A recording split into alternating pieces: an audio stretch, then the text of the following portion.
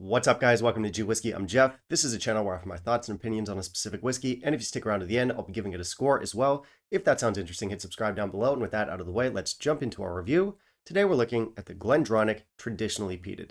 Stick around.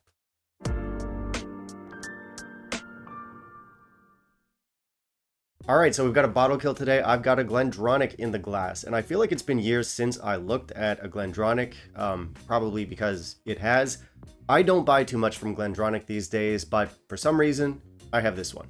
And that reason is my friend bought it. It's his bottle, although we did drink a good chunk of it together, and he gave the last of it to me for the sake of a review, because he's nice like that, so shout out to Matt. But yeah, this is not a bottle I would have bought on my own.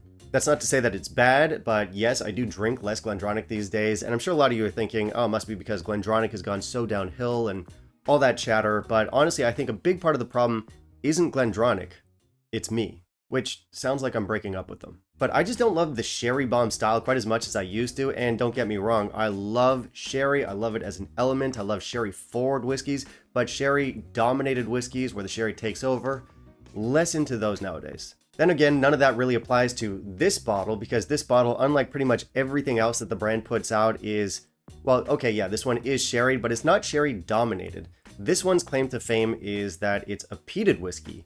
And a peated whiskey from a brand like Glendronach is, it's a plot twist. Because brands like Glendronach or Aberlour or Glenfarclas, these are the brands that they're like the titans of sherry. It's like if Reese's, for example, which are known not just for making chocolates, but peanut butter flavored chocolates, suddenly started putting out attack helicopters. Peanut butter flavored attack helicopters. So this was kind of an unexpected change of direction for them when they first dropped this bottle, which was way back in 2015, like 9 years ago, so it has been out for a good while. This being Glendronach, it is still a sherried whiskey. The cask breakdown here is, what do we have? We have bourbon, we have PX sherry, we have Oloroso sherry, and we have some port casks in there. So peated distillate, 4 different cask types, that's a recipe. For those of you who don't know, Glendronach is a highland distillery, so this will be mainland style peat, highland style peat. And there's a lot of brands nowadays on the Scottish mainland that are making peated whiskeys, and as with anything else in whiskey, a lot of it is hit or miss, but some of them are really good. And listen, while I do try and keep an open mind about any whiskey that I approach, I admit that I do prefer island-style peated whiskeys over mainland-style peated whiskeys. So I guess in that regard, I am a little bit of a racist. Wait, hold on. My point is that I discriminate. Still doesn't sound. Now, this one does not get talked about very much. There's very little chatter online with like bloggers and vloggers, etc. So I think that's part of the reason that I never picked up a bottle of this over the last 9 years, because I'm very impressionable and I only buy what people tell me to. Now, does the fact that no one talks about this somehow mean that it's boring or unimpressive? Is the fact that I'm bringing up that this might be boring and unimpressive some kind of foreshadowing? Maybe. Yes, but you never know, it might have some redeeming qualities, it might offer up good value, it might have some unique flavors, so stick around and find out. And with all that said, let's not waste any more time, let's jump into our review. In the meantime, if you'll kindly leave a like down below, that would be greatly appreciated.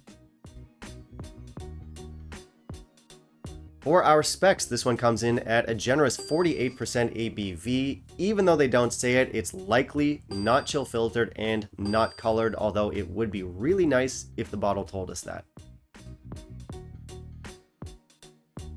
For presentation, we have the very standard looking Glendronach appearance here. Glendronach is a bottle look that I like but don't love. It doesn't really stand out for me. The only difference with this one is that our label is brown. Brown, incidentally, is my 8-year-old nephew's 3rd favorite color. For the look, the presentation, I'll give this 3 out of 5. It's not bad, I just don't really feel any which way about it. This bottle does not say non-chill filtered or natural color. Glendronach bottles used to say that. They don't now. And I'm sure the brand got zero blowback for that decision. That aside, we do get a cask breakdown, we do get some tasting notes, so we do have some good info, but a lot of the essential information is missing. So I did not add any water to this. On the nose, I don't get too much peat right out the gate, although there is some. I get a lot of stewed apples, I get apple pie, loads of cinnamon. There's nutmeg, almonds, vanilla, treacle, some spicy ginger, and maybe a little bit of eucalyptus. On the palate and finish, this gives us an okay texture. It is mouth coating. Once again, I get stewed apples. I also get barley, cinnamon, treacle, black licorice, kindling, earth, wood smoke, oak spice, black pepper, dark berries, dark fruit. All right, so this stuff is okay. I realized that this is actually the first time I've ever had any kind of peated Glendronach, so this bottle is a first for me. And did they pull it off? Yeah, kind of. I guess they did. I don't think it's a bad whiskey at all, but I do think you might want to temper your expectations if you're coming from Islay, for example. Or not even temper your expectations, but just understand that this is a completely different approach to peated whiskey, and you may or may not vibe with it. This does offer up nice flavors, and I think if you've got a little bit of experience with peated whiskeys, or you've tried peated whiskeys from different regions, then you should be able to recognize this as a Highland style of peat. And once again, nothing wrong with being a Highland style of peat. I should know, some of my best friends are Highland style peat, so leave your prejudice at the door. Now, mainland style peat is different. It tends to be less salty, it tends to be more earthy, and like I said, I do prefer the island style peat, but there's a lot of mainland peated whiskeys that are actually really good. I'm a fan of some of the Ben Riachs, some of the Glenturrets, some of the, what else do we have? Ben Romick, great example. And this is going to be closer in style to those whiskeys that I just mentioned, although I should say that I prefer all of those.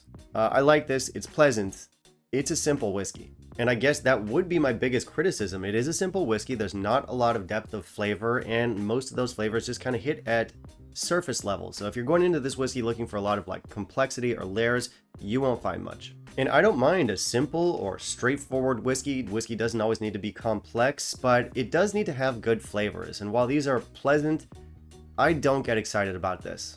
This is one of those whiskeys that I'm not going to give it a shining review, not because it's bad, not because there are off notes or it tastes unpleasant in any way. But that's the issue. It tastes pleasant and that's about it. There are some nice flavors in here, but here's the thing. Whiskey is competitive. There are a lot of options out there and you need to somehow be inspired or stand out or give us something special. And I don't feel like we're getting that here. Still, I don't want to get too negative here. We can talk about some of the things I like, some of the elements that I think work here. I appreciate that this isn't trying to sort of like recreate the Islay style. It's a mainland style peat and it holds its own in that regard. I like that this whiskey is 48%, meaning it's not light or anemic. I think for the most part, the cask influences that they have here did work out. We get some nice berry notes. We get some nice candied fruit notes from the port and PX casks respectively, and they work. They're well integrated. At the end of the day, I think this is okay, but as I said, not particularly inspired. And if it's not a whiskey that I'm excited to drink, then I'm not going to buy it. That said, I think a lot of you out there are going to respond a lot more positively than I have to this bottle. There's no real off notes, and we do get peat, we do get some nice cask play, and our flavors are fine. It's an okay whiskey, it's just not my style. I'm not digging it too much. I'm going to land on 82 here. Still, I want to say that I do respect when brands that are known for one thing and one thing only try and branch out a little bit, try different styles, and of course you're going to get varying levels of success with those experiments, but at least they tried. Granted, it's not my favorite mainland peated whiskey, and I do think there are better options out there, but I think a lot of you will be okay with this one. It's not a bad whiskey, and yeah, it's fine. Let's talk value.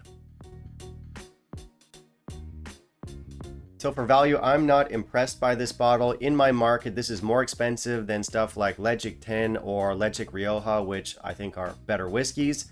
And even if you compare it to places like Islay, a lot of the, entry-level Islay offerings are going to be either on par or slightly more expensive than this, and for the most part, they're much better. Now, if you want to look at mainland-style peated whiskeys, we can look at stuff like Ben Romick 10, which is cheaper than this. It's got a lower ABV, but I prefer the profile.